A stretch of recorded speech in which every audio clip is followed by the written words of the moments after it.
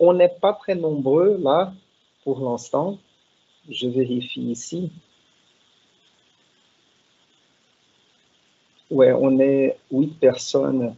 Cecília, Daniel, Gabriel, Moura, Gabriel Oliveira, Giovana, Marcos Eduardo et Rodrigo Dávila. Donc, bonjour à tous et à toutes. Là, on est le 4 mars pour ce cours des romans. Et en fait, avant de commencer vraiment la discussion aujourd'hui encore sur Leila Slimani, parce que hier, j'ai pris le temps, en fait, pour le cours des romans, les choses étaient un peu plus organisées dans notre salle virtuelle sur Teams. Par contre, j'ai pris le temps d'organiser un peu plus les activités concernant la dissertation pour le cours de Panorama, mais en fait, il y a un commentaire à faire un peu pareil avec vous et avec les élèves de Panorama, c'est que je m'inquiète un peu, surtout ici, pour ce cours de roman, parce que je vérifiais hier que vous êtes 29 étudiants inscrits dans ce cours, et il me semble que vous n'êtes que 16 à avoir déjà choisi le livre de la dissertation. Donc, hier, j'ai pris ce temps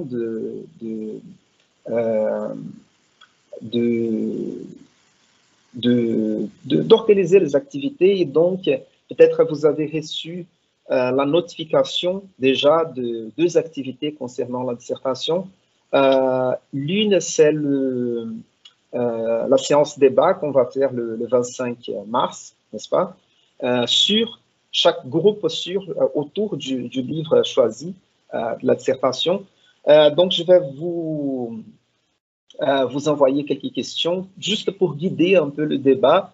Mais cette séance débat, elle est plus libre. Donc, vous pouvez partager avec vos camarades de classe les inquiétudes, les intérêts, les difficultés avec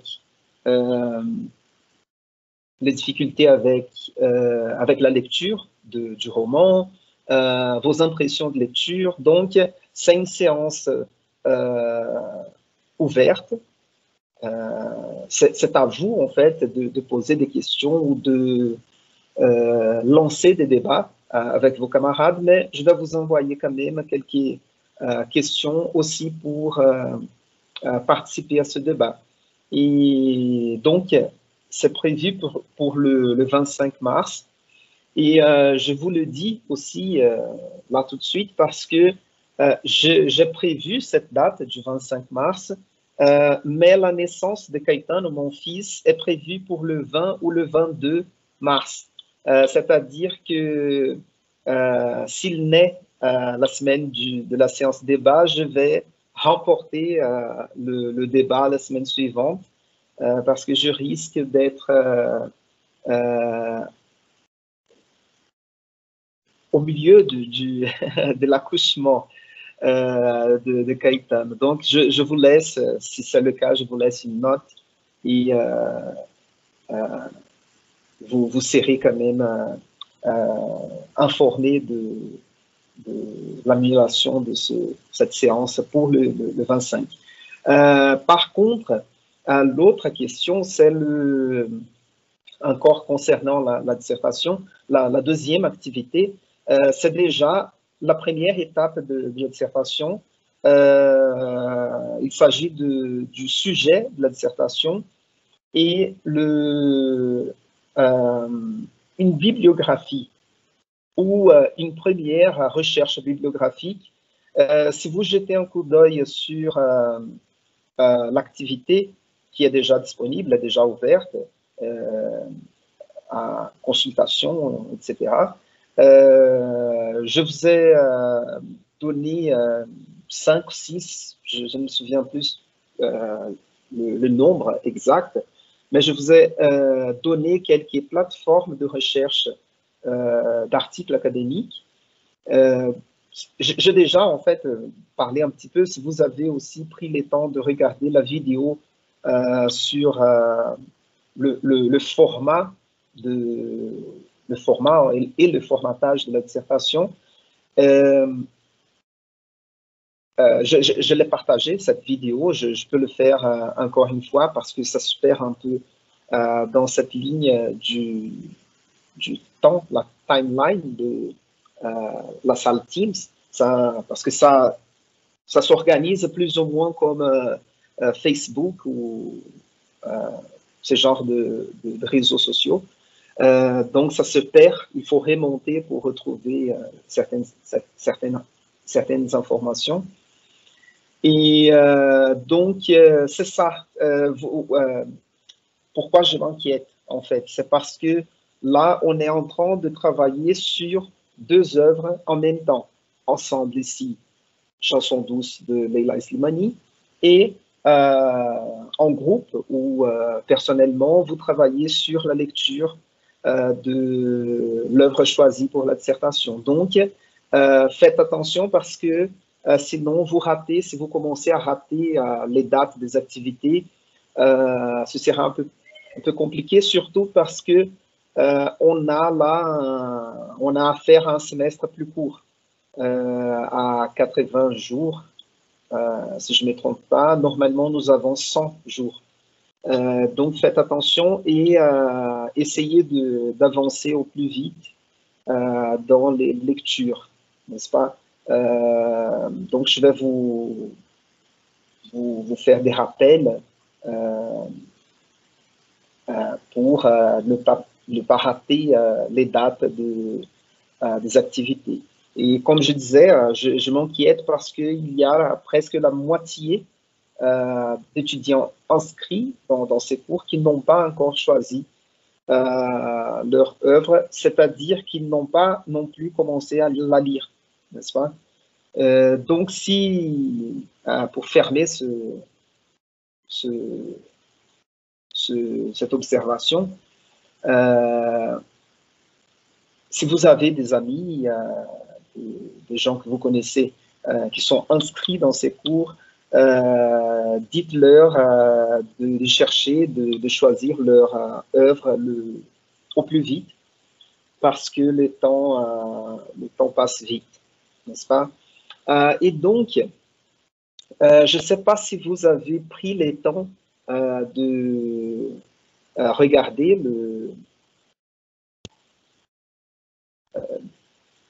voilà, 2 secondes, c'est parce que je change d'écran ici. On continue donc la discussion sur Chanson douce de Leila Slimani. Je ne sais pas si vous avez regardé l'interview que j'ai partagée, la vidéo que j'ai partagée dans notre salle de cours virtuelle. Et en fait, aujourd'hui, je voudrais faire 2 choses concernant la discussion de Leila Slimani. C'est tout d'abord de parler de cette interview et du livre Comment j'écris. Là, je vous pose une question parce que vraiment, je ne me souviens pas. 2 secondes, je commence à partager ici l'écran et comme ça, c'est plus facile de compter sur votre aide ici. Voilà. Donc, vous avez mon écran en face de vous.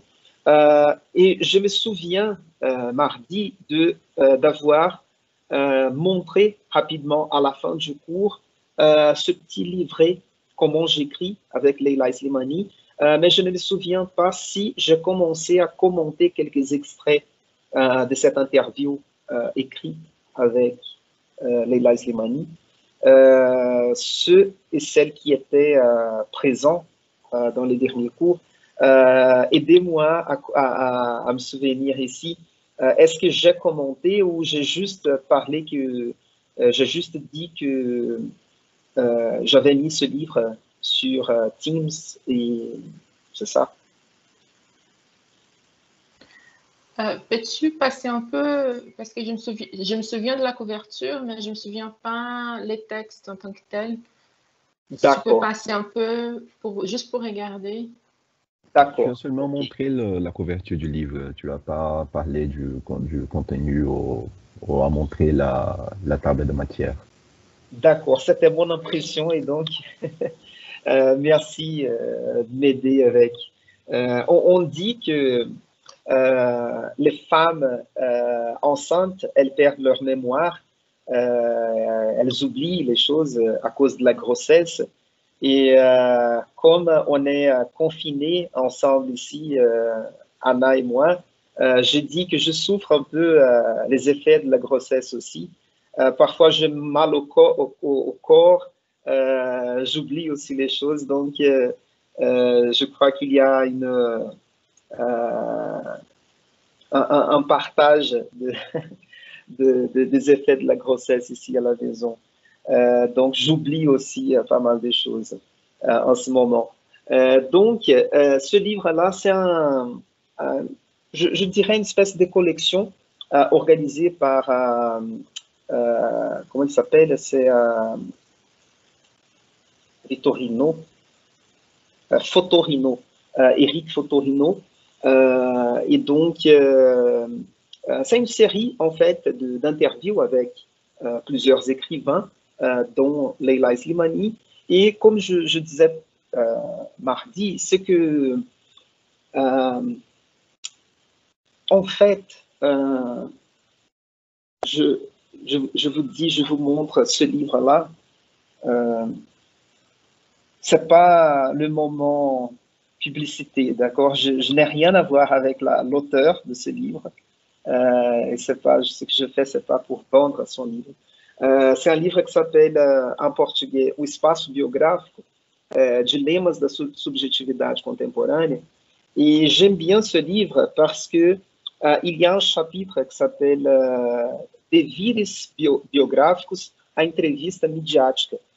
Et moi, j'aime bien les interviews d'écrivains. Et j'aime bien les interviews en général. Chaque semaine, je regarde peut-être une dizaine d'interviews avec écrivains, avec économistes, avec des sociologues. Donc, j'aime bien, avec des journalistes. Mais la question, en fait, de ce livre-là, on parle de cet espace biographique et autobiographique. Et je m'intéresse personnellement aux interviews d'écrivains, surtout parce qu'ils parlent de leur point de vue, de leur politique, comme je vous ai dit mardi. J'ai entré un petit peu dans le débat sur ce terme poétique et aussi la discipline poétique qui était enseignée récemment dans un temps historique large par Paul Valéry au Collège de France. Et la poétique, comme je disais mardi, comprise ou entendue comme la manière d'écrire, la procédure, ou la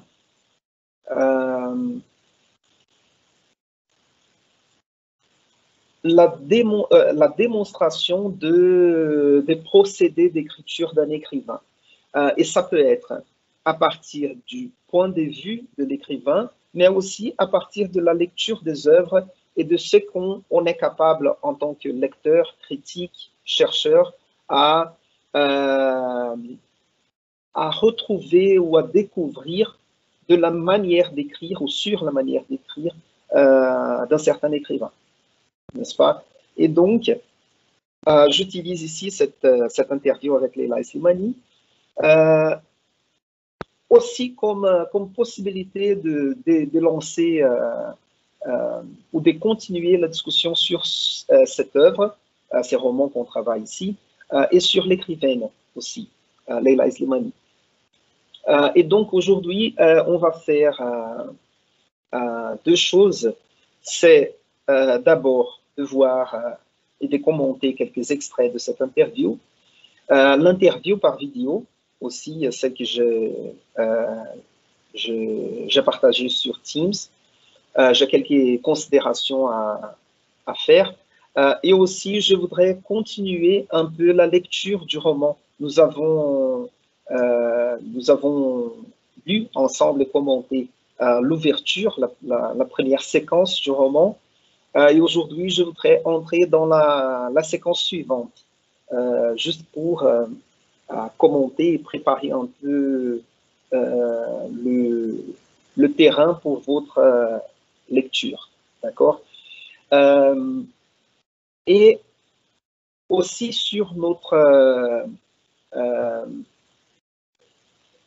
dates, en fait, ça c'est quelque chose d'important aussi à dire, c'est que, 2 secondes, je vérifie ici, parce que j'avais prévu 4 semaines de discussion sur ce roman-là. Donc,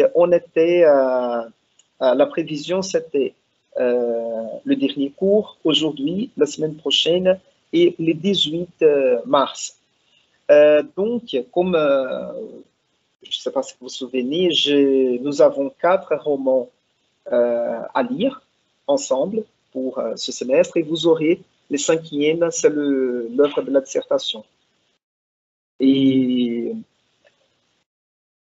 c'est l'œuvre de la dissertation. Donc, aujourd'hui, on continue. La semaine prochaine, on aura plus ou moins la même forme de cours. Et le 18 mars, ce sera la dernière séance. On va faire un débat aussi ensemble. Je vais vous envoyer quelques questions, des questions d'analyse plus large, plus générale de l'œuvre. Et je pense qu'on peut s'organiser en petits groupes autour de ces questions, et puis on se met ensemble et on fait un débat tous ensemble. Et puis, je vais vous demander une question, une réponse écrite. D'accord? Parce que, comme ce que j'allais dire, c'est que, comme c'est bien prévu dans le programme du cours que je vous ai donné, pour chaque livre, de ces 4 livres qu'on travaille ensemble, si je ne me trompe pas, 12 points et demi d'activité. Donc, ça va marcher un peu comme ça. Donc, on continue aujourd'hui, la semaine prochaine, cette discussion. Après, on fera un débat ouvert autour de certaines questions et je vous donne quelques jours pour répondre une question écrite. D'accord? Donc, cela dit, on revient ici à cette interview. Je vais juste mettre le chat ici sur mon portable, parce que si vous avez des questions, vous pouvez m'interrompre, c'est pas grave, ou vous pouvez aussi commenter quelque chose sur le chat et on interagit comme ça. Donc, voilà. Tout d'abord, je commence ici par cette première question de Fotorino. Il dit ici l'équipe du 1 qui est ce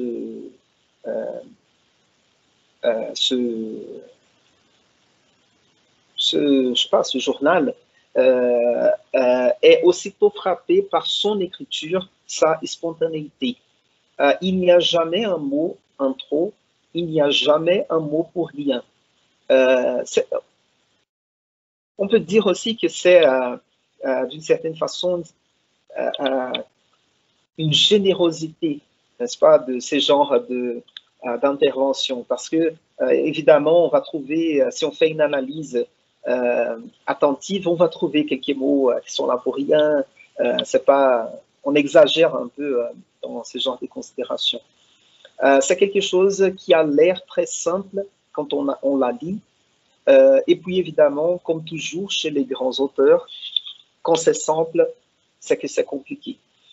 Donc c'est intéressant ici justement pour entrer dans le langage. Utiliser ce passage pour entrer dans les langages de Leila Slimani. Je me permets là revenir ici sur les romans. 2 secondes. Voilà. Je vais lire juste le premier paragraphe de la deuxième séquence du livre, parce que ici, c'est où nous sommes arrêtés mardi. C'était la fin de la première séquence. Elle pensait les amener au manège. C'est la narratrice ou les narrateurs qui parlent des intentions de Myriam. Ils iraient ensemble faire les courses pour le dîner. Mila réclamerait un jouet. Adam sucerait un guignon de pain dans sa poussette. Adam est mort et Mila va succomber. Et donc ici, nous avons le début de la séquence suivante. Entre guillemets, pas de sans-papier, on est d'accord. Pour la femme de ménage ou le peintre, ça ne me dérange pas. Il faut bien que ces gens travaillent, mais pour garder les petits, c'est trop dangereux. Je ne veux pas de quelqu'un qui aurait peur d'appeler la police ou d'aller à l'hôpital en cas de problème. Pour le reste, pas trop vieille, pas voilée et pas fumeuse. L'important, c'est qu'elle soit vive et disponible, qu'elle bosse pour qu'on puisse bosser. On ferme la parenthèse. Paul a tout préparé. Ici, en fait, nous avons un extrait du discours de Myriam ou de Paul. C'est pas très clair, mais probablement c'est à Paul cette phrase, cet argument. On continue ici.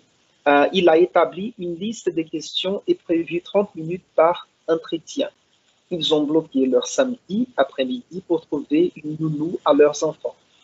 Donc, j'ai lu le premier paragraphe juste pour entrer dans cette question. Et si je reviens au livret comment j'écris, pour entrer un peu dans le langage de Leila Slimani. Je vous ai dit mardi que elle est journaliste de formation. Et assez souvent, on se dit que le langage journalistique, c'est un langage simple, direct, en quelque sorte neutre, informatif, clair, n'est-ce pas? Et donc, on peut attendre aussi ou s'attendre à retrouver quelques influences de cette formation journalistique sur son œuvre. C'est une possibilité, n'est-ce pas? On ne va pas dire que tout simplement parce qu'elle est journaliste, forcément elle doit écrire comme un journaliste, n'est-ce pas? C'est pas un déterminisme, mais il y a une vérification possible ici à partir de la lecture de cet extrait ou de la lecture du roman tout entier. On est capable de voir un peu ce langage, je l'appelle neutre. Je ne veux pas dire qu'il est neutre parce qu'on va retrouver, par exemple, la présence de certaines idéologies dans les romans. On va travailler ça, on va discuter à propos de ça aussi. Mais on voit, ou peut-être ce qui est à remarquer, c'est que c'est un langage simple, facile à comprendre. Les phrases ne sont pas retournées, n'est-ce pas? Donc, voilà, on peut se dire d'accord avec Fotorino et dire et être d'accord avec lui, dire oui, c'est simple, c'est spontané. Et moi, je prendrais cette affirmation, il n'y a jamais un mot en trop, il n'y a jamais un mot pour rien, comme peut-être un style un peu économique, je dirais. C'est un roman relativement court et Et peut-être, ouais, je vais te dire comme ça, c'est pas fatigant. La lecture n'est pas fatigante. Parce que c'est clair, ça ne nous exige pas plus d'efforts. Ça ne nous exige pas plus d'efforts pour comprendre les phrases. D'accord? Daniel, le fait d'être journaliste va jouer plutôt dans son style que dans les contenus thématiques. Oui. Oui et non. Parce que souvenez-vous de la discussion à propos du fait divers mardi. Et le fait divers comme quelque chose de présent dans le journalisme aussi. Peut-être on peut considérer les contenus thématiques aussi comme d'intérêt journalistique aussi. Mais je suis d'accord avec toi. Et j'essaie d'utiliser cette influence du journalisme pour parler un peu du langage, du style du langage. D'accord? Mais il y a des sens dans ta phrase, ton argument, Daniel, qui peut-être joue plutôt sur les styles que sur les contenus thématiques, n'est-ce pas? Et la dernière phrase ici de Fotorino. Quand c'est simple, c'est que c'est compliqué. C'est parce que aussi ces langages simples, il nous permet de compliquer ou d'entrer dans la complication ou dans la complexité des phénomènes sociaux ou des enjeux sociaux présents dans l'œuvre. N'est-ce pas? Ici, nous avons l'enjeu des classes, la différence des classes. Nous avons la différence des genres entre hommes et femmes. Nous avons aussi un enjeu générationnel, c'est-à-dire les enfants et les adultes aussi. Quoi d'autre? Il y a un enjeu, je l'appellerais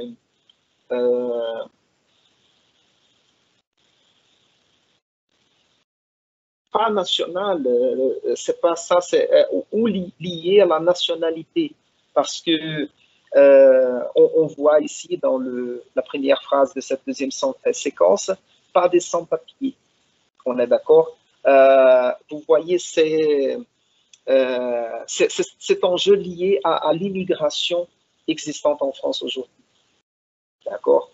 Donc, je relève là quelques enjeux présents et passibles d'être débattus dans ces romans, qui n'entrent pas dans la question du langage. Le langage, il est presque transparent. C'est un terme qu'on utilise quand on dit qu'il n'y a pas de trouble, il n'y a pas de problème lié au langage qui rend plus difficile la compréhension du texte. C'est ça que je veux dire. Le langage dans ces romans n'est pas si problématique. Il ne nous pose pas beaucoup de problèmes. Je dirais un peu comme ça. L'enjeu d'immigration, voilà. Merci, Daniel. Et donc, j'avance ici pour un autre extrait.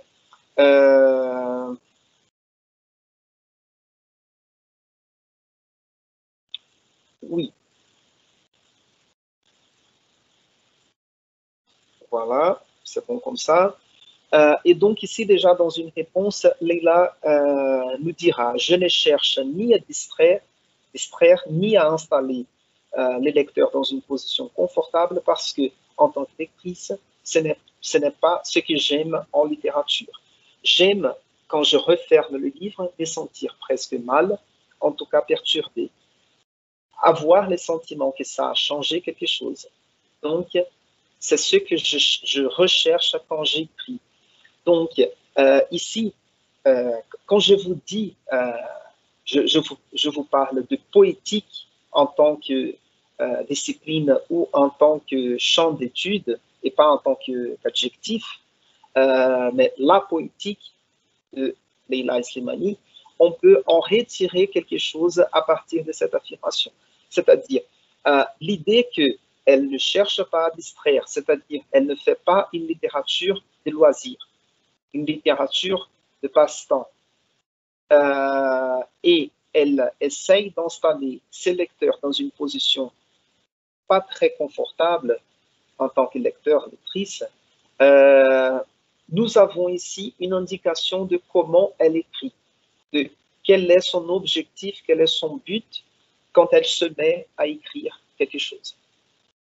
N'est-ce pas? Et là, on voit, je viens de parler de la qualité, la caractéristique de son langage. Ça, c'est intéressant quand elle dit comme ça, parce qu'on voit que de manière, en écrivant de manière simple, elle nous fait réfléchir à propos de problèmes présents dans notre société contemporaine, sans faire du roman un traité sociologique, politique, de sciences politiques, économiques, etc. Vous voyez, et c'est ça, peut-être, ce qui nous intéresse dans la littérature, parce que on va encore entrer dans les débats de définition de littérature, ce qui est la littérature, etc. Si la littérature, c'est la représentation de la réalité ou une création parallèle à la réalité ou des questions comme ça. Mais c'est intéressant qu'elle, à partir du récit,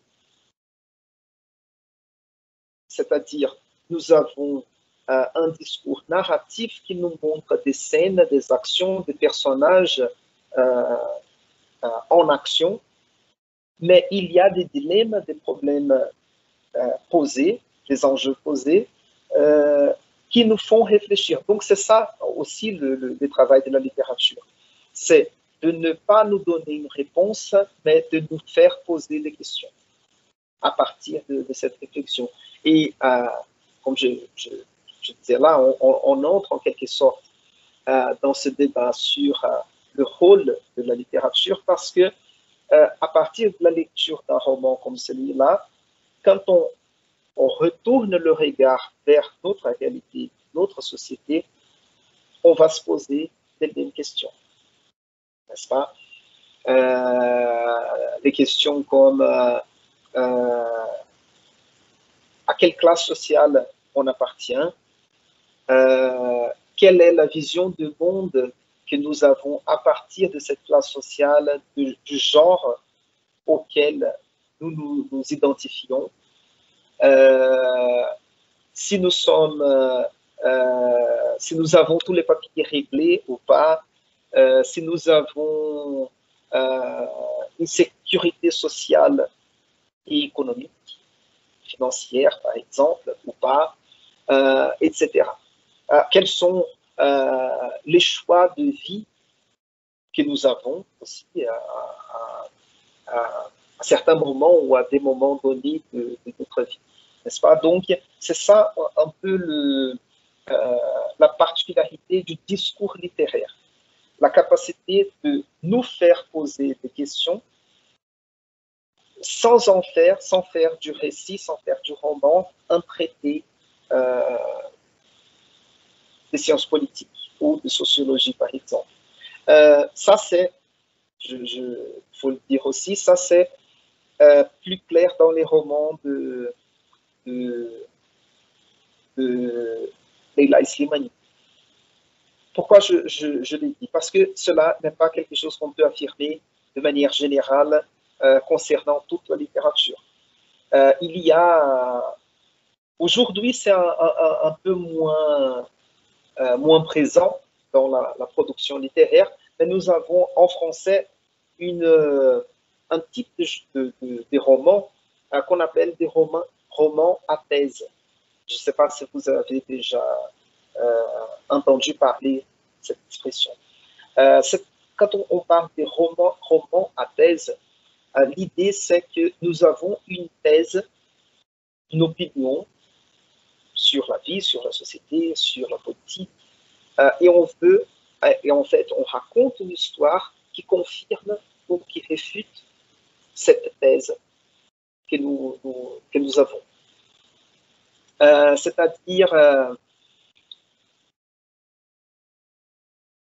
je ne sais pas si on peut parler de romans à thèse dans les cas de Houellebecq qu'on va analyser dans la suite. Mais prenons le cas d'Annie Ernaux, par exemple, le récit autobiographique qu'on va lire après Houellebecq. C'est un récit dans lequel elle raconte l'expérience de jeunesse d'un avortement. Et elle est, Annie Ernaux est une militante du droit de la femme, du droit à l'avortement, etc. Donc c'est possible de penser, mais encore, on ne peut pas dire que le récit d'Annie Ernaux est un récit à thèse ou un roman à thèse, parce qu'elle ne va pas défendre l'avortement, elle va partager son expérience avec. Quand on parle de roman à thèse, il y a une défense d'une vision du monde et on veut la confirmer avec l'histoire. Par exemple, un bon exemple serait les romans naturalistes qui ont cette thèse implicite du déterminisme social. Donc, on va montrer certains groupes sociaux dans les romans et forcément, ils vont arriver à une fin attendue, espérée. Parce que si on confirme la thèse, on va arriver à une fin, à un terminus attendu. Il n'y a pas de surprise dans ces cas-là. N'est-ce pas? C'est ça la question. Donc, je dis ça pour parler du but, de l'objectif de Leila Slimani, de manière générale en tant qu'écrivaine, et l'objectif qu'elle se donne avec sa littérature. Donc, c'est de perturber un peu la perception de la vie, de la société, etc. Et c'est ce qu'elle cherche aussi comme lectrice, n'est-ce pas? Et ici, je soulignais le mot fait divers. Nous avons commencé à parler de fait divers mardi. Et si vous avez regardé la vidéo que j'ai partagée, cette interview, Slimani, la journaliste lui demande ce qu'elle comprend ou ce qu'elle veut dire, ce que c'est le fait divers selon elle. Et elle dit que, parce que partie, j'ai travaillé avec l'idée du dictionnaire comme des faits sociaux, des faits... attends, laisse regarder encore une fois ici dans le dictionnaire la définition exacte. Nouvelle de peu d'importance dans un journal. Et en fait, Leila Slimani, elle ajoute dans cette interview un détail intéressant, que ce sont des événements extraordinaires qui conforment ces faits divers. Ce qui est intéressant, c'est que parce que si le fait divers, parce que la définition du dictionnaire ici, de nouvelles de peu d'importance dans un journal, peut-être elle ne nous apporte pas la vraie importance du fait divers. Parce que si c'est vraiment peu important, cet événement ou ce phénomène ne serait pas digne d'être dans les journaux. Donc, il faut avoir un côté d'extraordinaire. Peut-être c'est quelque chose de pas très important, mais il y a en même temps quelque chose de hors, qui est hors commun ou hors du commun, ce qui fait l'extraordinaire. le mot extraordinaire, c'est exactement ça. Ordinaire, commun, courant, et extraordinaire, c'est-à-dire qui sort du commun. Et donc, vous vous souvenez le fait divers de Paracatu que je vous ai raconté mardi, et Patricia nous a dit qu'elle est née aussi à Paracatu. Donc, vous voyez qu'il y a quelque chose d'extraordinaire. Par exemple, dans ces faits divers, si on pense pour faire, pour travailler encore ce fait divers, laisser sa voiture garée dans la rue et se faire voler, ce n'est pas extraordinaire. Vous voyez, c'est quelque chose dans certaines vies un peu plus dangereuse, un peu plus violente, assez commun. Donc, il n'y a rien d'extraordinaire. Mais quand un cheval mange les fauteuils de la voiture, c'est quelque chose qui n'est pas très important parce que ça ne va pas changer notre vie. Mais en même temps, il y a un côté d'extraordinaire parce que c'est pas banal du tout. Voilà, c'est pas quelque chose qu'on voit tous les jours. Donc, c'est quelque chose qui est digne d'être raconté. Donc, c'est intéressant, là, je parle encore du fait divers, pour cette raison-là. Parce que la définition du dictionnaire ne nous apporte pas la vraie importance du fait divers au niveau de la littérature. Parce que si la littérature, c'est raconter quelque chose, raconter une histoire, il faut avoir une histoire, où il faut retrouver, où il faut composer une histoire digne d'être racontée.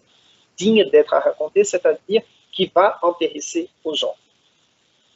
Et dans cette interview, l'interview par vidéo, Leila nous dit de comment transformer ce fait divers d'une nounou. En fait, une nounou qui tue des enfants, c'est déjà par essence ou par excellence un fait divers digne d'être raconté. Mais il y a un autre côté intéressant ici qu'elle nous apporte dans cette interview en vidéo, que c'est les jours, les quotidiens, la routine d'une nounou. Comment rendre ces quotidiens répétitifs, banals, pas intéressants du tout, de les transformer en matière narrative. Et d'une certaine façon, c'est ça, c'est pas ça, seulement ça, mais c'est un des éléments qui a attiré l'attention du public général, la critique à ces romans, qui a attiré l'attention de la critique du public en général à ces romans. Évidemment que la violence du début et, on va dire, les sujets de base ou la thématique, l'assassinat des enfants par Doudou, c'est déjà, il y a une appellation, un appel, pardon, il y a déjà un appel public, n'est-ce pas? Par contre, le roman ne se résume pas, ou peut-être la scène de violence est courte, ça dure 3 pages, 2 pages et demie, et puis nous avons encore 180 pages, plus ou moins, pour raconter le reste de l'histoire.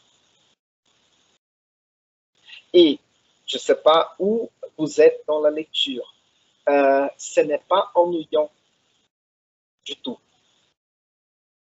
n'est-ce pas? Donc, c'est intéressant de voir la capacité narrative de Leila Slimani d'entrer dans cette ambiance de la maison, de l'intimité, des personnages, et de nous faire suivre et de nous faire accompagner au fil des pages avec intérêt cette histoire. Cette histoire dont la fin, nous connaissons déjà, dès le début. N'est-ce pas? Voilà. Vous avez des questions?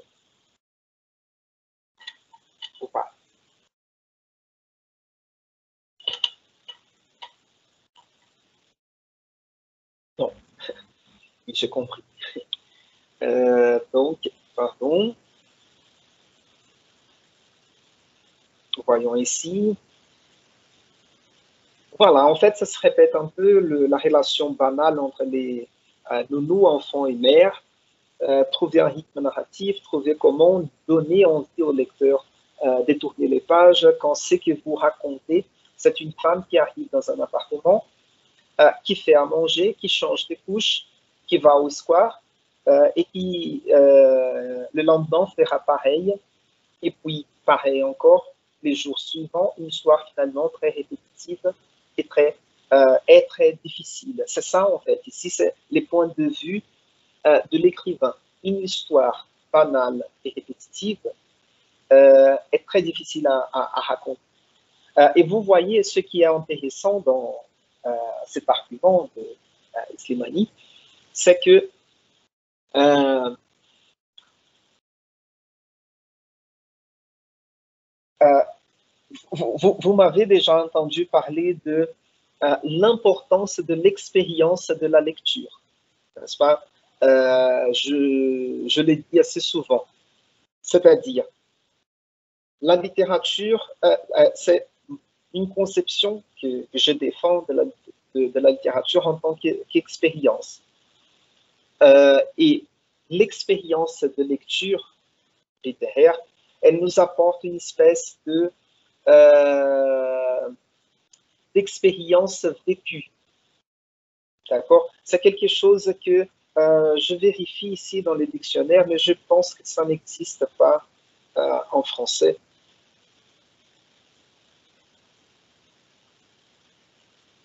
Oui, pas comme ouais, je vais dire l'expérience du vécu et l'expérience euh,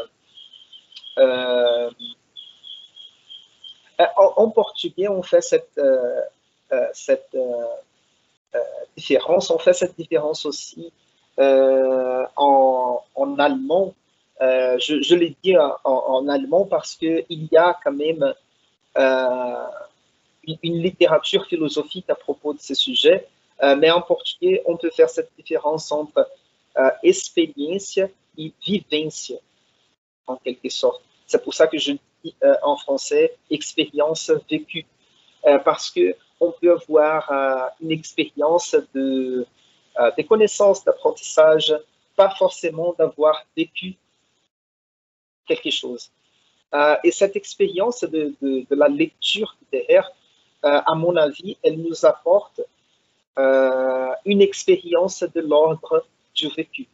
Raison pour laquelle, si on lit les résumés d'une œuvre, ce n'est pas la même chose. Donc, je peux voir. Et pourquoi je parle, je fais cette parenthèse. C'est parce que raconter cette histoire banale et répétitive, pour un écrivain, c'est très difficile. Mais quand il réussit, et c'est le cas de Leila Slimani, c'est important parce que c'est comme si on zoomait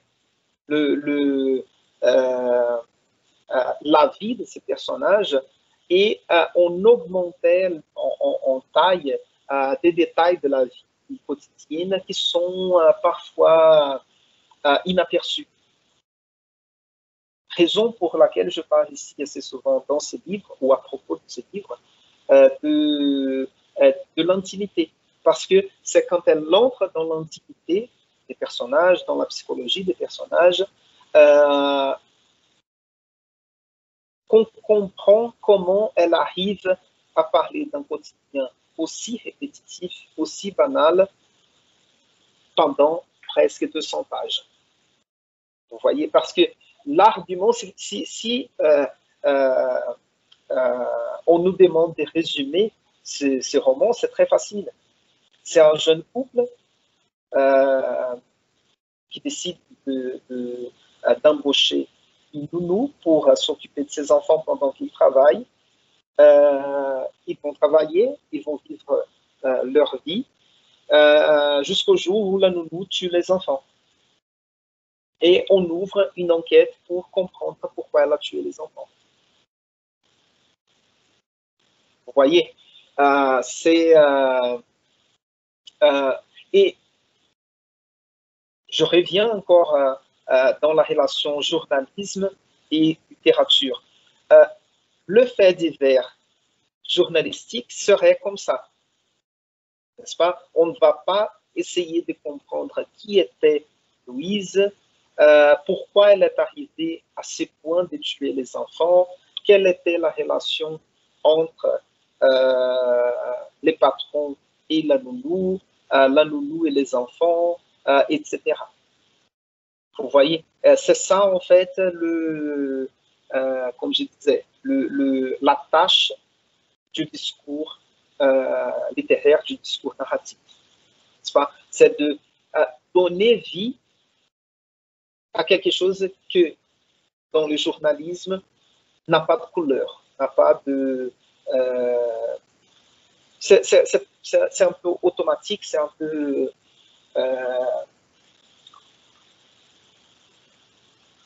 qui ne brille pas, qui n'a pas de couleur, comme je disais, n'est-ce pas? Donc, voilà. Voilà. J'ai l'impression d'avoir lu ça, Marc. Les faits divers est plutôt un déclencheur, quelque chose qui me donne une idée, et ensuite, c'est la fiction avant tout. Donc, elle ne va pas rester autour du fait divers. Avançons ici.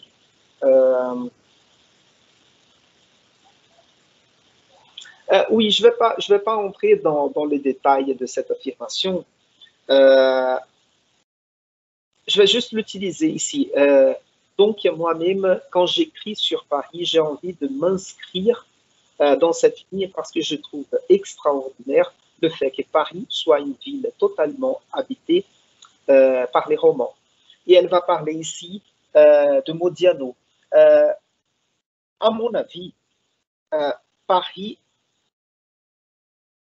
n'est pas un personnage, je peux le dire comme ça, de ces romans. Paris est présent, on sait qu'on est dans l'ambiance de Paris. Il y a plusieurs aspects de Paris présents dans ces romans, mais je pense que ça aurait pu être Rio de Janeiro, Brasilia. Brasilia, vous savez, je ne suis pas de Brasilia. Il me semble qu'il y a un fait divers d'un enfant qui a été tué ici dans un parc dans la ville, n'est-ce pas? C'est quelque chose qui a eu lieu dans les années 80. J'ai entendu cette histoire sur... voilà, ce côté sombre de l'histoire de Brasilia. Donc, vous voyez, on aurait pu faire passer cette histoire à Brasilia, en quelque sorte. À mon avis, elle parle ici de Paris, mais à mon avis, Paris n'est pas si important. C'est important aussi pour la composition de certains, du caractère des personnages, en quelque sorte, n'est-ce pas? Pour cette classe sociale, les petits bourgeois, les bobos, les jeunes parisiens de classe moyenne. Mais pour ceux qui vont travailler ou qui vont travailler avec Dora Bruder, de Patrick Modiano, là, Paris est un peu plus important. Et vous allez voir comment Paris est beaucoup plus présent, est beaucoup plus important et beaucoup plus conséquent pour le récit. D'accord? Avançons ici.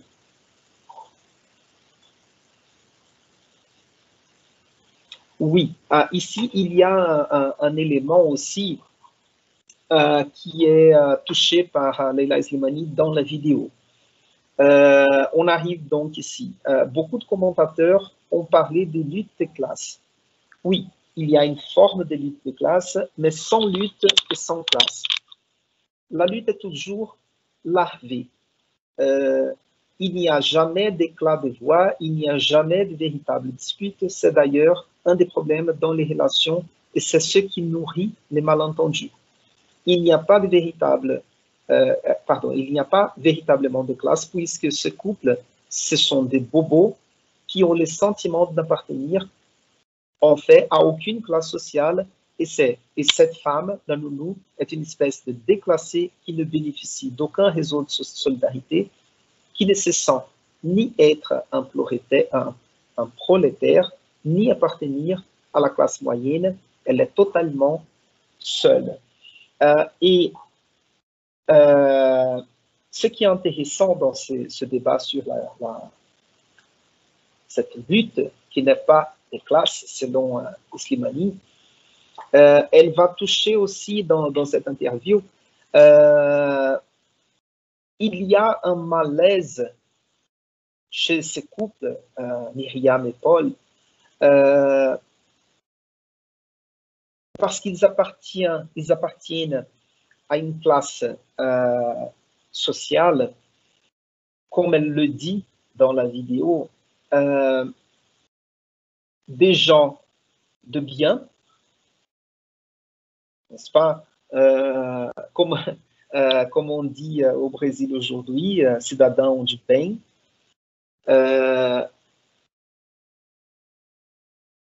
Ce sont des gens de bien qui ont de bons principes moraux, qui sont, comme elle le dit, si on leur demande, ils sont contre le racisme, contre l'exploitation, etc. Mais en plus,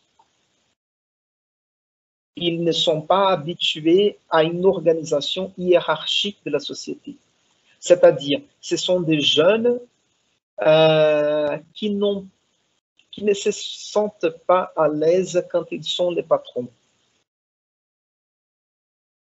Donc, ils ont un peu du mal à avoir affaire avec cette relation de patron en tant que patron.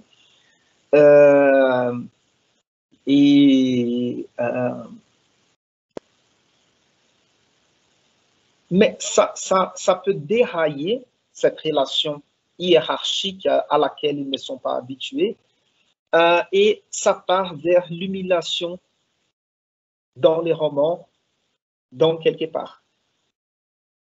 D'accord? On peut se dire, oui, d'accord, peut-être ils n'étaient pas habitués à ce rôle de patron, ce rôle social de patron, et ils finissent par perdre un peu le repère dans cette relation et on aura, par exemple, dans certains passages du roman, la nounou comme s'imposant dans la maison. Et cette imposition de la nounou dans la maison, on peut la voir dans la façon de ranger l'appartement, c'est-à-dire elle commence à définir comment les choses vont s'organiser physiquement même dans l'appartement, c'est-à-dire l'organisation des meubles, n'est-ce pas? Mais aussi par rapport à l'affection envers les enfants. Parce que à partir du moment que les parents sont surchargés avec le travail, ils s'occupent plus de leur travail que de leurs enfants et on accorde à la nounou cet espace de l'affection dans les romans, on finit par la nounou finit par s'imposer aussi au niveau de l'affection donnée aux enfants. Donc, elle presque devient plus importante affectivement pour les enfants que les parents, parce qu'elle passe beaucoup plus de temps avec les enfants que les parents. Vous voyez? Et donc, vous voyez que même, comme je parlais de Paris tout à l'heure, vous voyez que Paris, cette histoire se passe à Paris, mais cette histoire se passe aussi à Brasilia, à Rio, à Londres, à New York, je sais pas, même à Bon-Dispatch, la ville où je suis né. Parce que j'ai des amis là-bas qui ont des enfants petits aussi, ils travaillent, ils ont leur travail, donc ils ont besoin des nounous aussi à la maison. Aujourd'hui, ça change un peu parce que la classe moyenne accepte aussi de laisser les enfants dès le bas âge dans une crèche, dans une école. Et donc, on partage les temps entre la sociabilisation de l'école et ce soin plus personnel de la nounou. Et aussi, il faut prendre en considération que aussi le recours à l'école, c'est parce que ça devient moins cher aussi, n'est-ce pas? Parce que aujourd'hui, nous avons les lois de travail qui nous obligent aussi à payer, qui nous obligent, mais je dis là, en tant que société, on essaye aussi d'échapper aux impositions légales, n'est-ce pas? Donc, je l'ai dit ici parce que je ne sais pas si vous vous souvenez de ce débat. La loi des domestiques, je ne sais pas si on a passé cette loi à l'époque de Temer ou un peu avant, mais on a eu du mal dans notre maison législative à faire passer une loi qui garantissait les droits aux domestiques, n'est-ce pas? Donc, ça montre un peu la personnalité ou la morale de l'élite brésilienne, n'est-ce pas? Ou encore, je parlais tout à l'heure des Cidadãos de Bem, vous vous souvenez aussi, ce genre de commentaires qu'on écoute assez souvent, que ça devient de plus en plus difficile de retrouver ou de trouver une domestique pas chère et bonne, n'est-ce pas? Donc, je fais cette réflexion juste pour dire que cette histoire spécifique ou spécifiquement de Chansons douces se passe à Paris, mais c'est quelque chose qui aurait pu se passer n'importe où au monde aujourd'hui, n'est-ce pas? C'est presque une histoire, je vais dire, universelle, qui se passe dans un conflit de classes, entre classe moyenne et riche et une classe moins favorisée, n'est-ce pas? Donc voilà.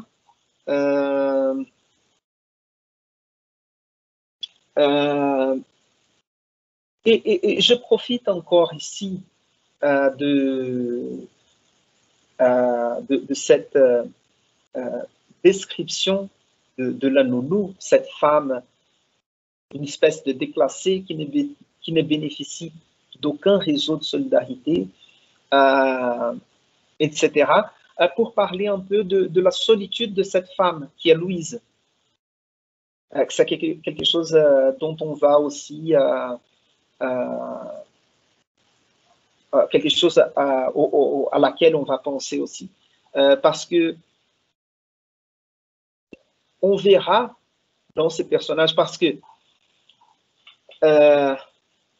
ce qui est intéressant dans ou ce qui est génial dans ces romans, c'est que on commence par la scène de tuerie, de l'assassinat, et on pense qu'on va avoir affaire à une personne méchante, une folle, on va dire un peu comme ça. Je suis pas d'accord, je ne dis pas qu'elle est folle dans ce sens, mais la première impression, ça peut être que nous aurons affaire à un personnage méchant, fou, qui n'a pas d'amour pour les autres, qui n'est pas capable de se contrôler et finit par tuer les enfants. Et puis, quand on entre dans la personnalité, dans l'histoire du couple et l'histoire de Louise, la nounou, On verra aussi que nous avons affaire à un personnage, comme elle dit ici, qui ne bénéficie d'aucun réseau de solidarité. Elle a une amie ou une autre. Il y a un garçon avec qui elle sort, un peu comme ça. Et si on compare la vie de Louise avec la vie du couple Paul et Myriam, on va se dire, c'est comme si Louise n'avait pas le droit à l'amour, par exemple, au plaisir sexuel même, vous voyez. C'est intéressant, un passage, je ne sais pas si vous êtes déjà arrivé à ce passage, quand ils partent en vacances en Grèce et que Paul va aider Louise parce qu'elle ne sait pas nager, il va lui apprendre à nager. Et il y a quelque chose entre les deux de connotations sexuelles, et Paul se rend compte que Louise a un corps. C'est presque dans ces mots que Leila Slimani raconte les choses. Paul découvre que Louise a un corps, c'est-à-dire son corps, il a des formes sexualisées, je dirais. C'est parce que jusqu'à ce moment-là, c'est comme si on reniait la possibilité à Louise d'avoir une sexualité, un amour, une vie. Vous voyez? Donc ça, c'est quelque chose de très, très intéressant et touchant aussi, à mon avis. Donc vous voyez que les enjeux sociaux, ils arrivent aussi à des enjeux psychologiques, sexuels. Ils dépassent le côté social, tout court. Attends.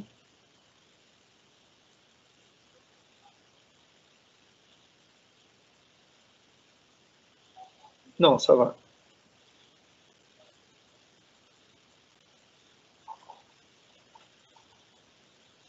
Oui, la psychologie des enfants aussi, c'est quelque chose intéressant. Je ne vais pas trop parler, mais c'est intéressant ici quand elle dit que les enfants, ils ont de rapports.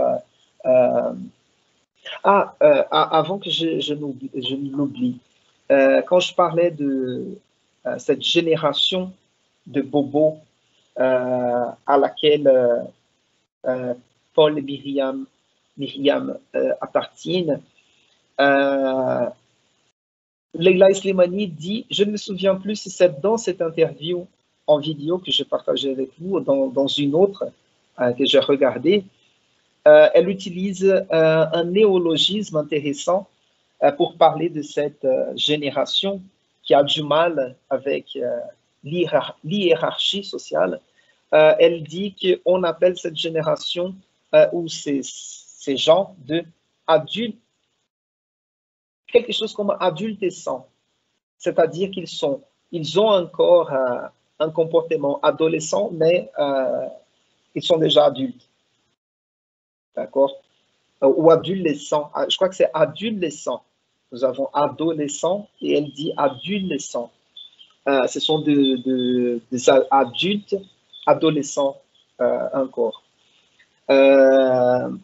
Et donc ici, on dit le cas des enfants qui ont des rapports psychologiques très complexes avec l'autre et sont capables de comprendre les rapports de pouvoir, sont capables parfois de manipuler aussi. Ça, c'est aussi intéressant, surtout Mila.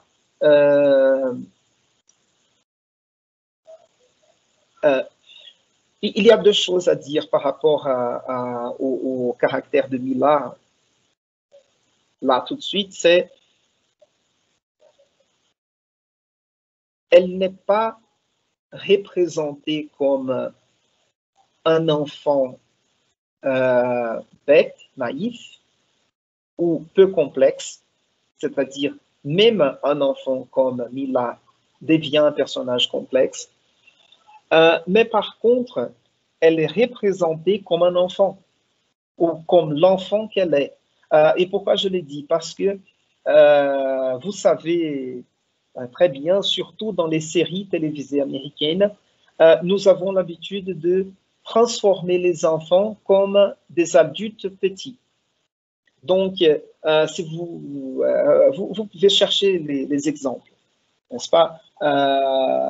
Two and a Half Men, quoi d'autre? Je sais pas. Mais nous avons plusieurs personnages d'enfants qui sont parfois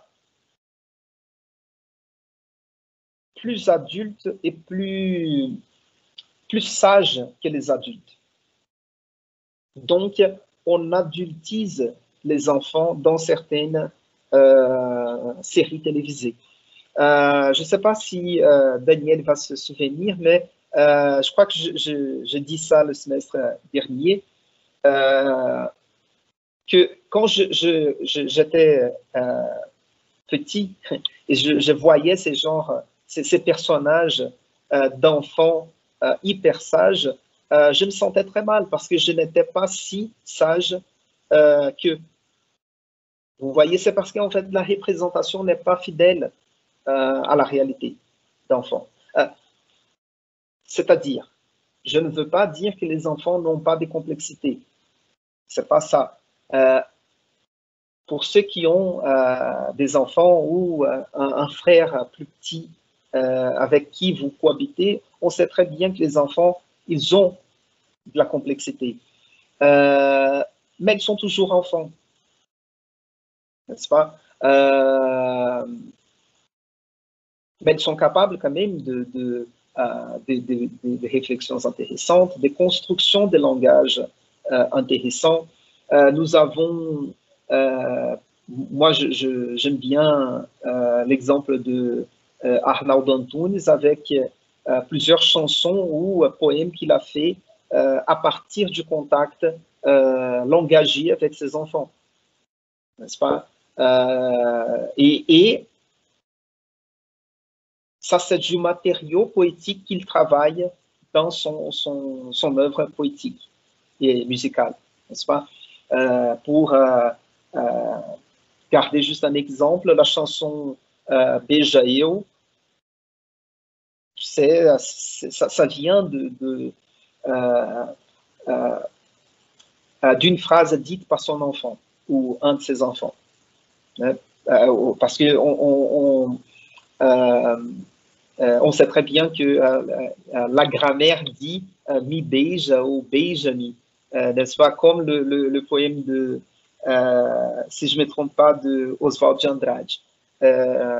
Me dá cigarro, diz a gramática do mulato, quelque chose comme ça. En fait, je crois que ça commence le contraire. Dê-me cigarro, n'est-ce pas? Mais la grammaire vivante va dire me dá cigarro. Donc, autour il faut faire attention aux enfants dans ces romans aussi, n'est-ce pas?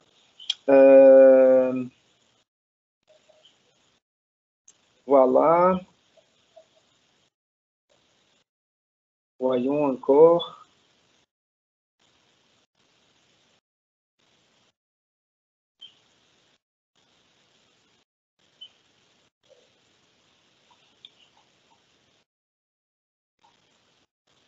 Oui, ici, c'est un extrait que je trouve intéressant parce que c'est du côté aussi de la réflexion de l'écrivaine sur sa production. Et donc, elle dit ici, il m'a dit, c'est quelqu'un qui lui a dit des choses très simples, par exemple, savoir faire la différence entre une situation et un événement dans un roman.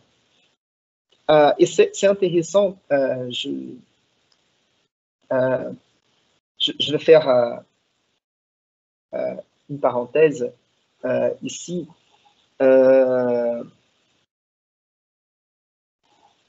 Parce que, en fait, c'est quelque chose d'intéressant.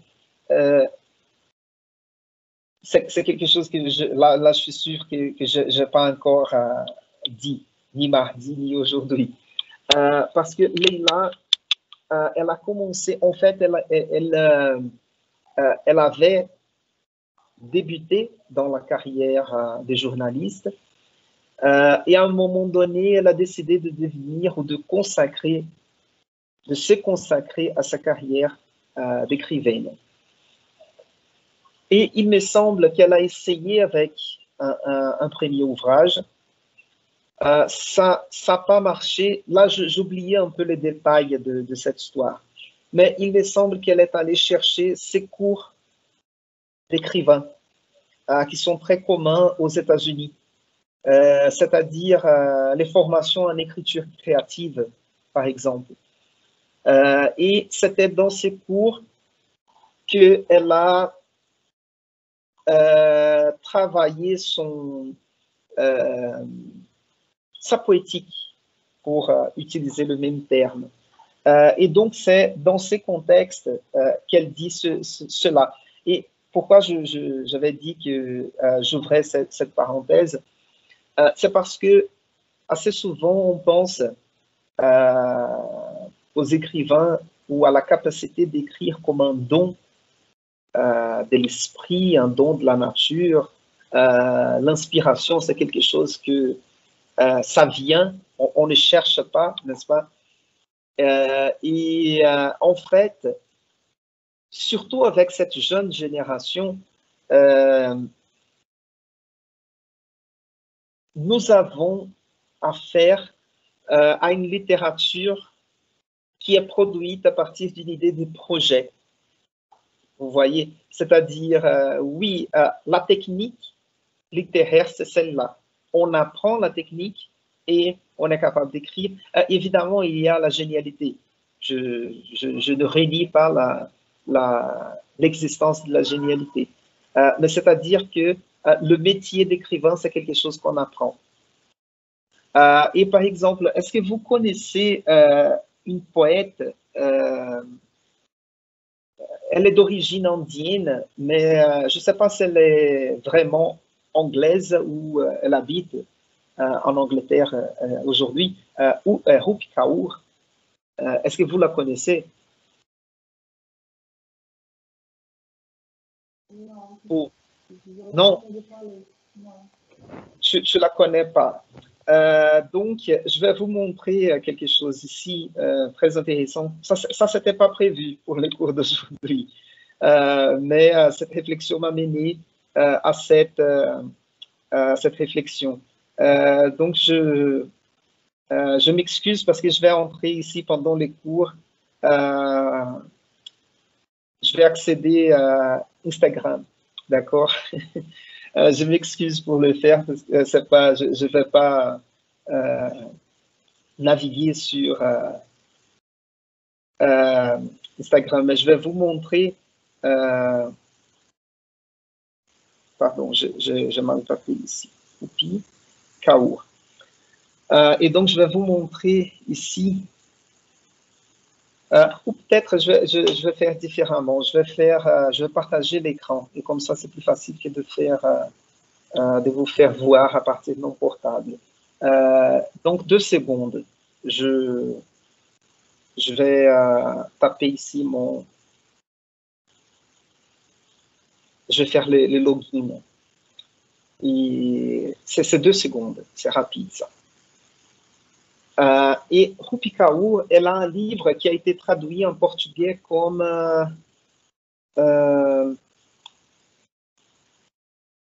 c'est un livre très joli, très, très beau en fait. Les poèmes sont hyper intéressants. 2 secondes. Oui, voilà, le titre de son livre le plus célèbre au Brésil, c'est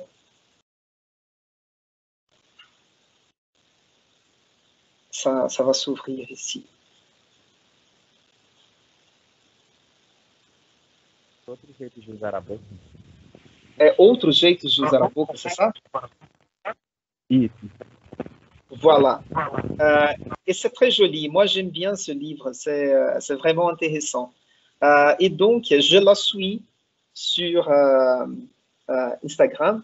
Si vous voulez, euh, c'est intéressant parce que parfois, ces poèmes sont assez simples, des compréhensions faciles. C'est bien pour travailler l'anglais, par exemple. Et donc, voilà, outro jeito de usar a boca. Et je vais partager l'écran ici pour vous montrer sa page Instagram. Et pourquoi je parle, voilà. Voilà. Donc ici, vous voyez, nous avons son Instagram. Et donc, elle partage des poèmes, elle parle de la condition de la femme, etc. Mais pourquoi je parle d'elle? Donc, je vous conseille de chercher sa page sur Instagram, c'est intéressant. Mais pendant le début du confinement, au début, elle a fait des ateliers, des workshops d'écriture créative sur WhatsApp, sur Instagram. Moi, je ne l'ai pas suivi, mais ma copine a suivi une ou deux séances et ça a été très intéressant.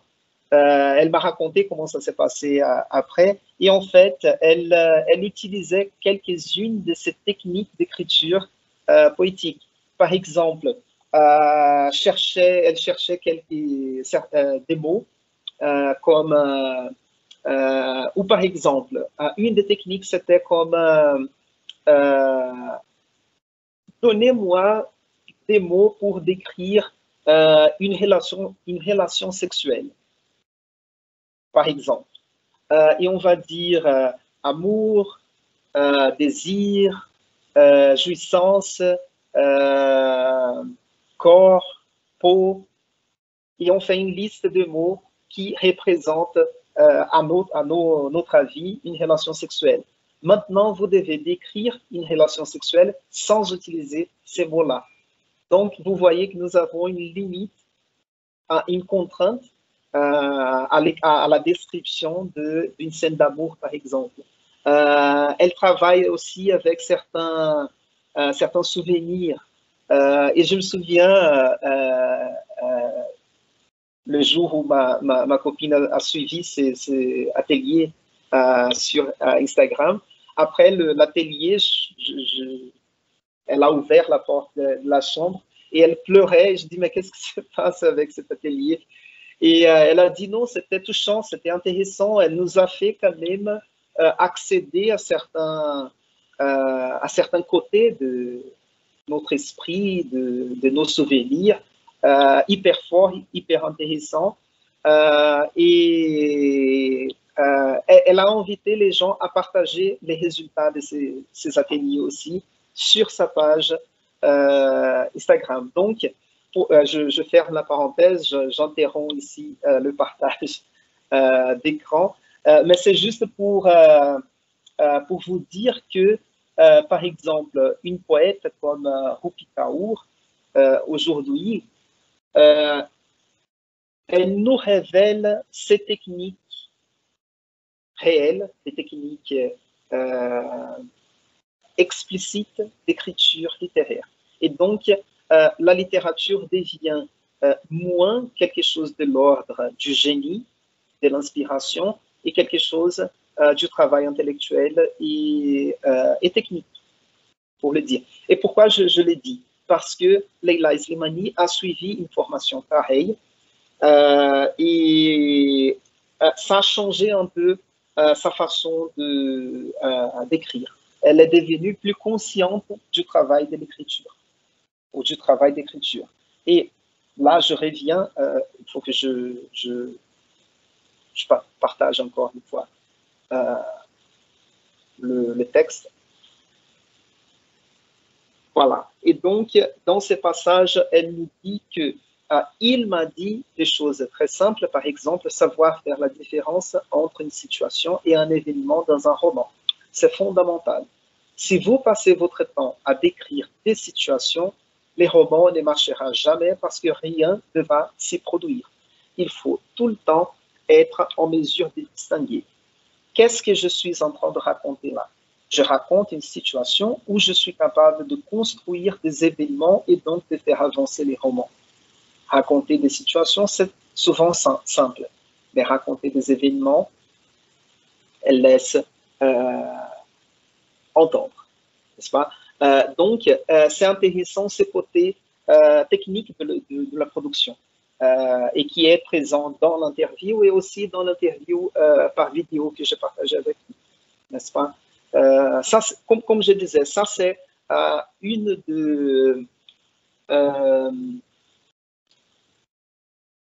des choses de travailler avec la littérature contemporaine. Cela ne veut pas dire que si on travaille avec les romans du 19e siècle, on ne peut pas retrouver des choses pareilles. Surtout parce que il y avait les préfaces, il y avait les manifestes, etc., de textes en quelque sorte théoriques ou critiques, écrits par des écrivains, même dans lesquels ils manifestaient leur poétique, leurs idées de production littéraire. Et aujourd'hui, comme nous sommes dans on appartient à une société médiatique, ça se fait dans ces lieux médiatiques de l'interview. Et là, je reviens au livre, à l'espace biographique. C'est pour ça que j'aime bien ce livre, parce que on parle de ce côté médiatique de notre société, la société du spectacle, pour utiliser l'expression de Guy Debord, n'est-ce pas? Donc, ici, je peux sauter cet extrait-là, et je pense que je vais passer à la lecture, d'utiliser ces 10-15 minutes finales pour la lecture de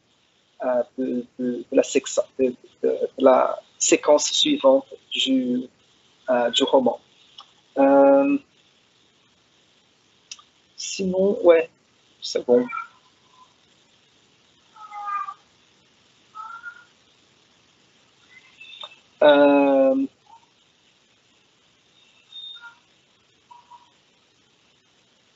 Voilà, c'est juste que j'aime bien cette phrase quand elle parle encore j'ai l'impression d'avoir commenté cette phrase, non, mardi.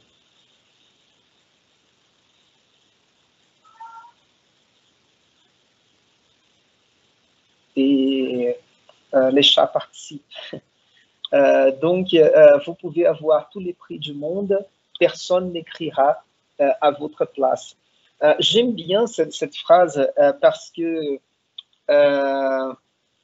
elle montre un peu l'angoisse de l'écriture, qu'il s'agisse de l'écriture littéraire ou de l'écriture académique. Parce que j'utilise cette phrase pour vous faire penser à la dissertation que vous allez écrire pour ces cours. Parce que je peux changer un peu la phrase et dire que vous pouvez lire ce que vous arrivez à lire, vous pouvez avoir des bonnes idées pour l'analyse, mais personne n'écrira le travail à votre place. Si vous êtes quand même sincère, si vous êtes quand même correct avec le non-plagiat et vous n'allez pas payer quelqu'un d'autre pour faire le travail à votre place, n'est-ce pas? Et là, je profite pour ouvrir une autre parenthèse.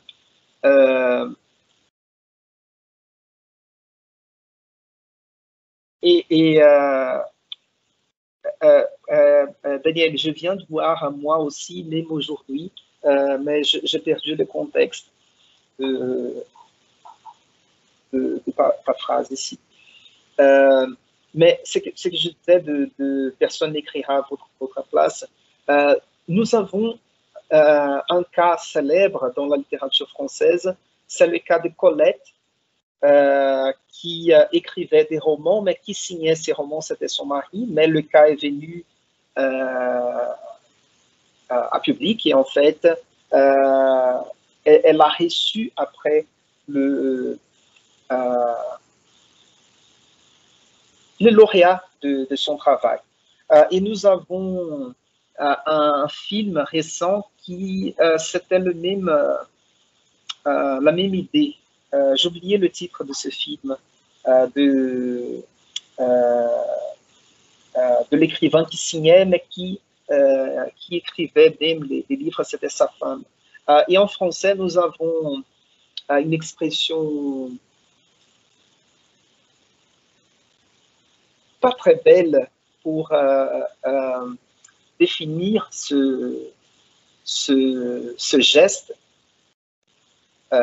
d'auteur, ce geste autorial, si on peut le dire comme ça. On dit en français, et là je ne plaisante pas, je n'aime pas l'expression, mais on appelle un nègre comme negro, la traduction en portugais, c'est-à-dire le ghostwriter, celui qui écrit à la place de quelqu'un d'autre, mais c'est quelqu'un d'autre qui va signer le texte. Donc, je ferme la parenthèse, c'était juste une curiosité, mais j'aime bien cette idée que personne n'écrira à votre place. Donc, c'est une angoisse avec laquelle c'est à nous de faire face, ou à laquelle c'est à nous-mêmes de faire face. Et donc, j'arrête là cette discussion de l'interview et je voudrais commenter ici, faire la lecture avec vous et commenter quelques paragraphes, une page ou deux du roman Chanson douce. Donc, j'ai déjà lu ici le premier paragraphe. Est-ce que vous avez des questions avant d'entrer dans la lecture de cette page et la page suivante?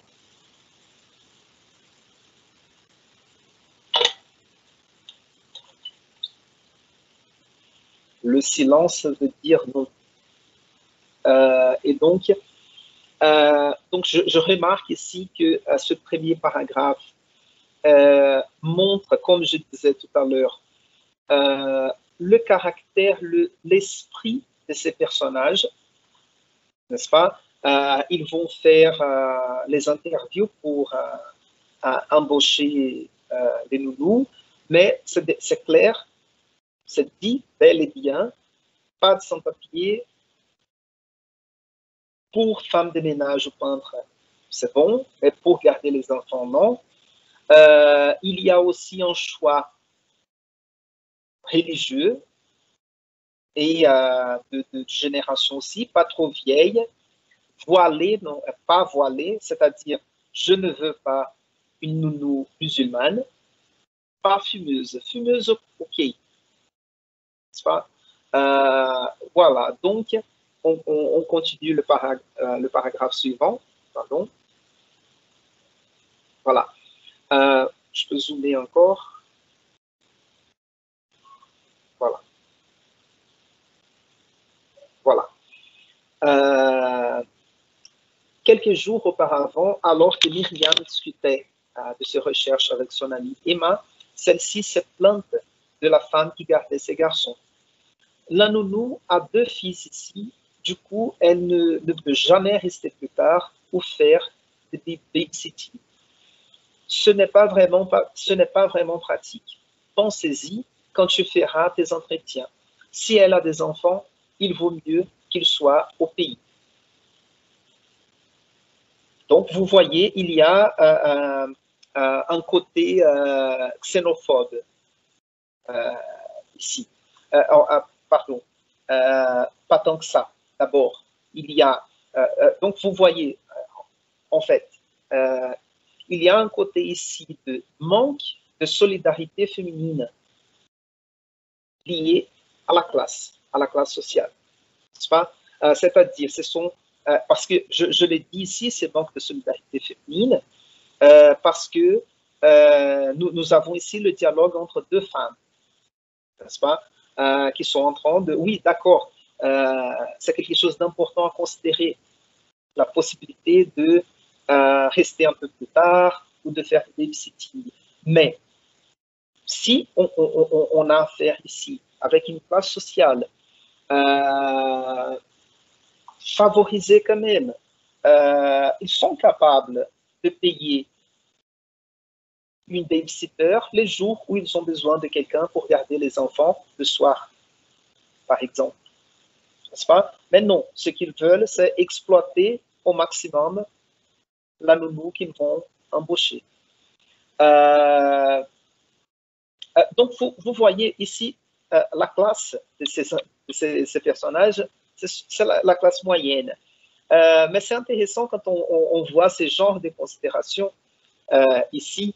On peut penser à l'épouse de Jean Doria, qui a dit, qui a affirmé l'année dernière quelque chose par rapport au sans-toit, au sans domicile, n'est-ce pas? Que ces gens qui vivent dans la rue ne veulent rien faire, n'est-ce pas? Donc, vous voyez le côté classiste ici de la réflexion. Je continue ici. Myriam avait remercié pour le conseil, mais en réalité, le discours d'Emma l'avait gêné. Donc, je souligne ici, le discours d'Emma l'avait gêné. Parce que ça renforce l'idée posée par Leila Slimani que nous avons ici ce couple des gens de bien. Donc, si on leur demande, le discours sera non, on n'est pas raciste, on n'est pas élitiste, on n'est pas xénophobe. D'accord? Mais dans la pratique, il démontre le biais des classes, pour résumer comme ça. Si un employeur avait parlé d'elle ou d'une autre de leurs amis de cette manière, elle aurait hurlé à la discrimination. Elle trouvait terrible l'idée d'évincer une femme parce qu'elle a des enfants, Elle préfère ne pas soulever le sujet avec Paul. Son mari est comme Emma, un pragmatique qui place sa famille et sa carrière avant tout. Et donc, vous voyez cette possibilité de placer la famille et la carrière avant tout, c'est quelque chose d'une certaine classe sociale, n'est-ce pas? Parce que les moins démunis, ils n'ont pas de choix. Ils acceptent le travail, la tâche qu'il faut parce qu'ils ont besoin du paiement, ils ont besoin du salaire, ils ont besoin de travailler. Ils ont besoin de travailler. Et il n'y a pas cette pensée par rapport... Pardon, c'est Jobim ici à côté. Et donc, il y a ce côté c'est une certaine classe ou à partir d'une certaine classe sociale, dans cette hiérarchie sociale, à qui est permis la possibilité de choisir ce qu'ils vont faire comme travail et de placer la famille et la carrière avant tout.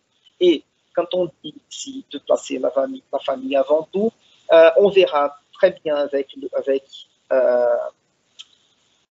Louise, elle n'a pas le choix. Et on verra la relation de Louise avec sa fille. On verra que la relation de Louise avec sa fille est complètement différente. N'est-ce pas? On continue. Ce matin, ils ont fait le marché en famille, tous les quatre. Il l'a sur les épaules de Paul et Adam endormi dans sa poussette. Ils ont acheté des fleurs et maintenant ils rangent l'appartement. Ils ont envie de faire bonne figure devant les nounous qui vont défiler. Ils rassemblent les livres et les magazines qui traînent sur le sol, sur leur lit et jusque dans la salle de bain. Paul demande à Lila de ranger ses jouets dans les grands bacs en plastique. La petite fille refuse en pleurnichant et c'est lui qui finit par les empiler contre les murs. Il plie les vêtements des petits, change les draps des lits. Il nettoie, jette, cherche désespérément à aérer cet appartement où il étouffe. Il voudrait qu'elle voie qu'ils sont des gens de bien, ils sont des gens bien, des gens sérieux et ordonnés qui tentent d'offrir à leurs enfants ce qu'il y a de meilleur. Qu'elles comprennent qu'ils sont des patrons. On verra, comme je dis ici à partir de l'interview de Leila Slimani, qu'elles comprennent qu'ils sont les patrons.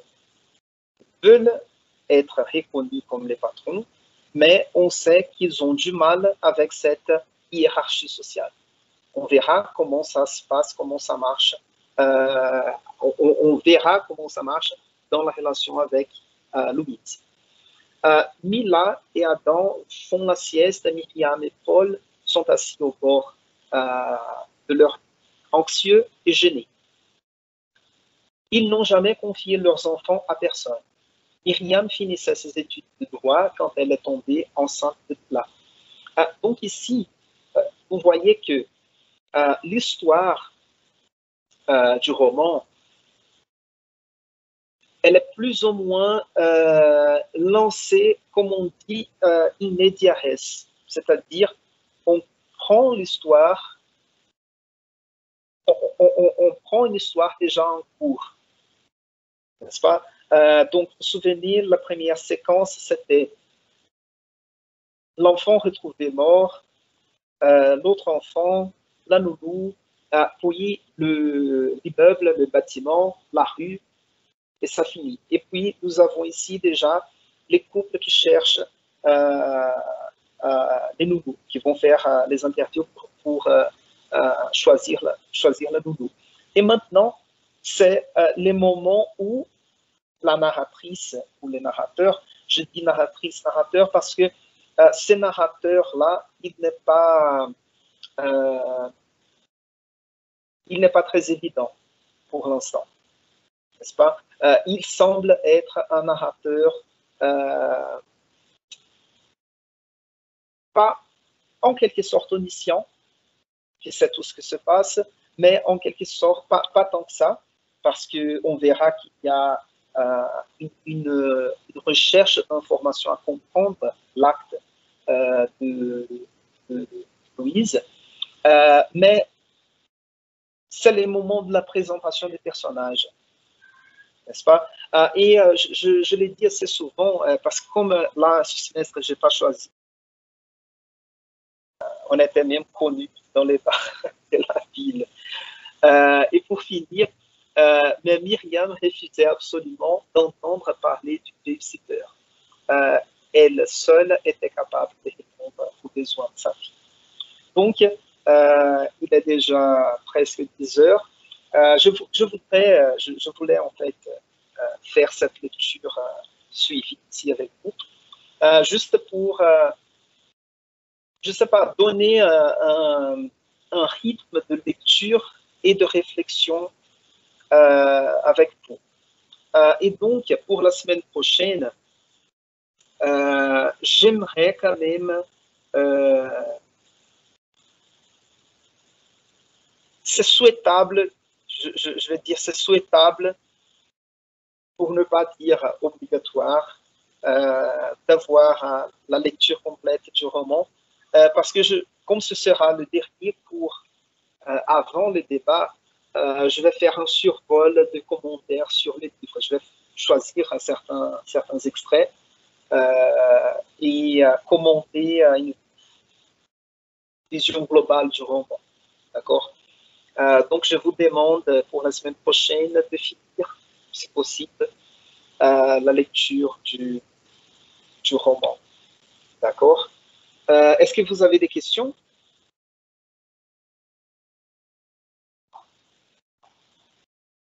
Non? J'entends bel et bien votre silence.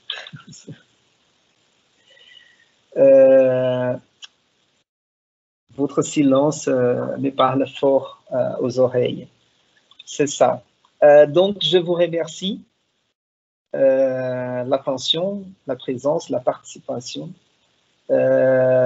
Et voilà, on se dit la semaine prochaine, à jeudi, pour terminer la discussion sur Leila Slimani. Et avant de terminer, j'ai partagé sur Teams 3 critiques courtes parues dans la presse sur le roman à l'époque de sa publication. Et à l'époque où Leila Slimani a reçu le prix Goncourt pour ce roman. D'accord? Donc, c'est ça.